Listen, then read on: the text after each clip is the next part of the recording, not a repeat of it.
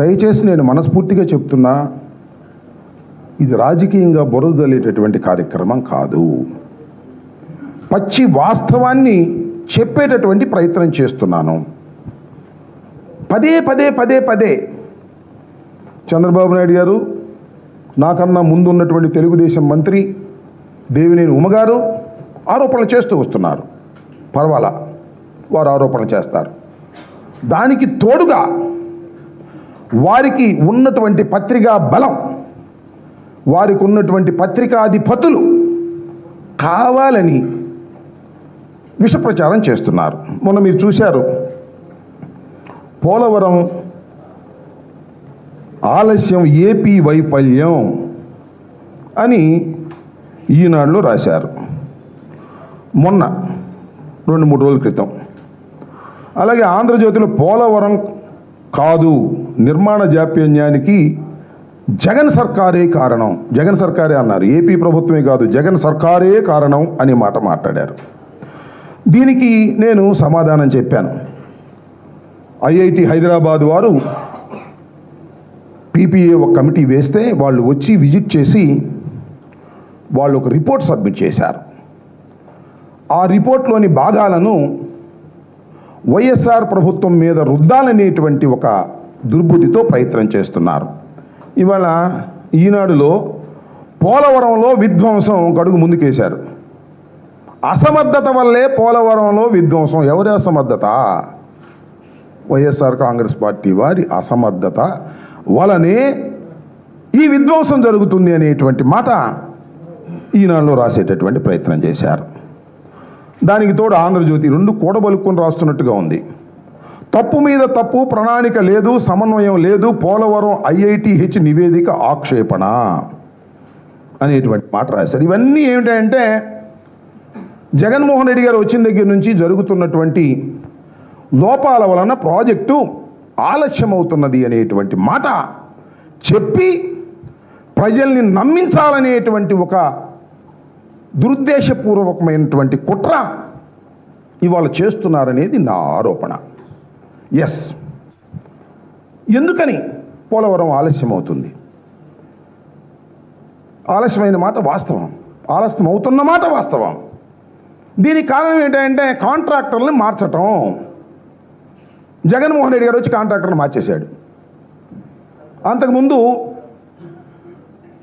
నవయ్య వారు ఉన్నారు, వారిని తీసి జగన్మోహన్ రెడ్డి గారు మెగా వాళ్ళని పెట్టి అందువల్లే ఆలస్యం అయిపోయింది. అది కాదు నివేదిక చెప్పింది. ఎస్, చెప్పారు, కాంట్రాక్టర్ని మార్చడం వల్ల కొంత జాప్యం జరుగుతుందని. మేమే మార్చామా కాంట్రాక్టర్ని? చంద్రబాబు నాయుడు గారు మార్చలా. ఫస్ట్ ఎవరున్నారు కాంట్రాక్టర్? ట్రాన్స్ట్రాయ్ కాంట్రాక్టర్ ఉందా లేదా? EPC contractor. వారిని మార్చి నవయ్య గారిని తీసుకొచ్చింది ఎవరు? జగన్మోహన్ రెడ్డి గారా? ఎలా తీసుకొచ్చారు?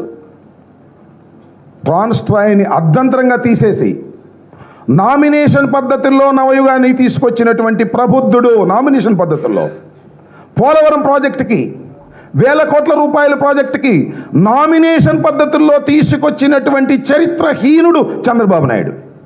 మేము తీసుకొచ్చాం, నవయ్య గారిని తీసేశాం, మెగాని తీసుకొచ్చాం, మేము మార్చాం. ఏ పద్ధతుల్లో మార్చాం? మెగా వారి మీద ఒక కమిటీ వేశారు. కమిటీ ఒక రిపోర్ట్ ఇచ్చింది.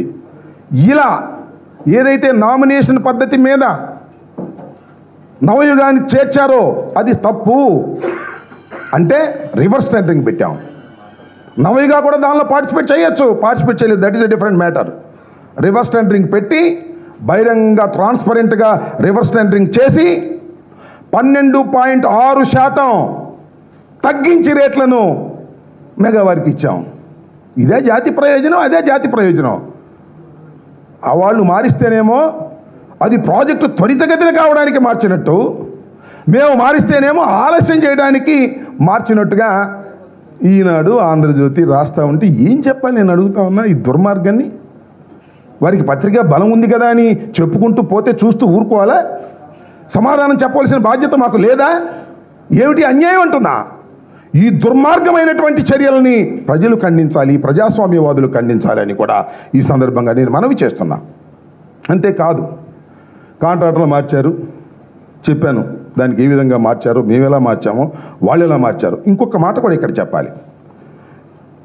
కాంట్రాక్టర్లు మార్చడం అనేది తప్పు అని పీపీఏ చెప్పింది, సెంట్రల్ గవర్నమెంట్ చెప్పిందని గొంతు చించుకుంటున్నారు చంద్రబాబు నాయుడు గారును దేవినేని ఉమా గారు. వాళ్ళకి చెప్పిందిగా, వాళ్ళకు కూడా చెప్పింది కాంట్రాక్టర్ మార్చొద్దు, మారిస్తే కాంట్రాక్టర్ ఆబ్లిగేషన్స్ వస్తాయి చెప్పి ఫైనల్గా ఒక మాట చెప్పింది. మీరు ప్రాజెక్ట్ని ఇంప్లిమెంట్ చేస్తున్నారు కాబట్టి మీ ఇష్టం అని కూడా చెప్పింది. మేము మార్చిన తీరేమిటి, మీరు మార్చిన తీరేమిటి? మేము ట్రాన్స్పరెంట్గా మార్చాం, పనులు చేయకపోతే మార్చాం. మేము నామినేషన్ పద్ధతిలో ఇస్తే అది తప్పని మార్చాం. ప్రాజెక్టుకు లాభం చేకూర్చే విధంగా మేము 26% ఎంత 12.6% లాభం చేకూర్చే విధంగా తక్కువకు మేము మార్చాం. ఇది కరెక్టా? అది కరెక్టా? జాతి ప్రయోజనాల కోసం దాన్ని మమ్మల్ని అనేటువంటి కార్యక్రమం తీసుకొస్తున్నారు. ప్రాజెక్టులో కాంట్రాక్టర్ మార్చేశారని ఓ భజన. వాళ్ళు మార్చితేనేమో చాలా ధర్మం, మేము మార్చితేనేమో తప్పు. ఈ ఒక విషయాన్ని ప్రజలు, మేధావులు గమనించాలని కూడా ఈ సందర్భంగా మనవి చేస్తున్నాం. ఇంకపోతే డయాఫ్రమ్ వాల్, ఇది నేను ఒక మాట చెప్పాలి ఇక్కడ. నాకు పెద్దగా తెలియదని, అంతా ఆయనకే తెలుసని ఉమా గారు అంటుంటారు. నిజంగా నాకేం తెలియదు, ఆయనంత మేధావిని కూడా కాదు నేను, ఇప్పుడిప్పుడే నేర్చుకుంటున్న వాడిని. ఆ విషయాన్ని కూడా మీకు ముందుగా నేను తెలియపరుస్తున్నా. Yes, what is diaphragm wall? ఎందుకు డయాఫ్రమ్ వాల్ పోయింది? డయాఫ్రమ్ వాల్ అంటే ఏమిటి? ఎర్త్కమ్ రాక్ ఫిల్లింగ్ డ్యామ్కి ప్రధానమైనది, ప్రాణాధారమైనది డయాఫ్రమ్ వాల్. ఇప్పుడు కట్టాలి డయాఫ్రమ్ వాల్. కాఫర్ డ్యాములు కంప్లీట్ చేసుకుని డయాఫ్రమ్ వాల్ కట్టాలి. ఎలా కట్టారు? డయాఫ్రమ్ వాల్ కంప్లీట్ చేశారు, కాఫర్ డ్యాములు మొదలెట్టారు, మధ్యలో కాఫర్ డ్యాములు క్లోజ్ చేయలేదు, వదిలేశారు. ప్రభుత్వం మారింది, వరద వచ్చింది, ఆ ఖాళీల గుండా వెళ్ళి డయాఫ్రమ్ వాల్ దెబ్బతింది. దీనికి ఎవరు బాధ్యులు? మేమా, మీరా? చెప్పాలి. మీ అందరికీ అర్థమయ్యే విధంగా, ప్రజలకు అర్థమయ్యే విధంగా, దిస్ ఈజ్ ది డ్యామ్. ఈ నది ఇలా ప్రవహిస్తుంది. నేను ఇంతకు ముందు కూడా చెప్పా, నదిని ఇక్కడ వైవిధ్యం కలిగినటువంటి ప్రాజెక్ట్ ఇది. నదిలో ఇక్కడ స్పిల్వే కట్టవచ్చును, కానీ ఇక్కడ స్పిల్వే కట్టడానికి శాస్త్రీయంగా కుదరదు. కాబట్టి ఇలా నదిని డైవర్ట్ చేసి ఇక్కడ స్పిల్వేని కట్టారు.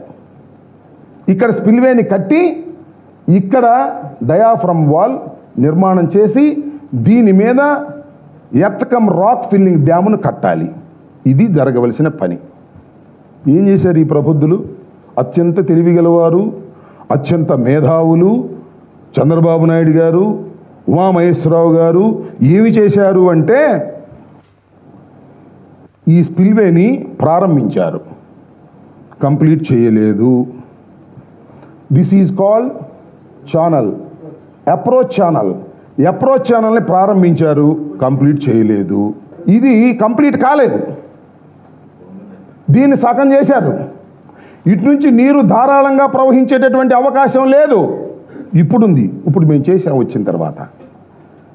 ఈ డయాఫ్రమ్ వాల్ మాత్రం కంప్లీట్ చేశారండి. డయాఫ్రమ్ వాల్ కంప్లీట్ చేసి అప్పుడు కాఫర్ డ్యాములు మొదలెట్టారు. ఇక్కడ కాఫర్ డ్యాములు ఇక్కడ నుంచి ఇక్కడ దాకా, ఇక్కడ నుంచి ఇక్కడ దాకా వేయాలి.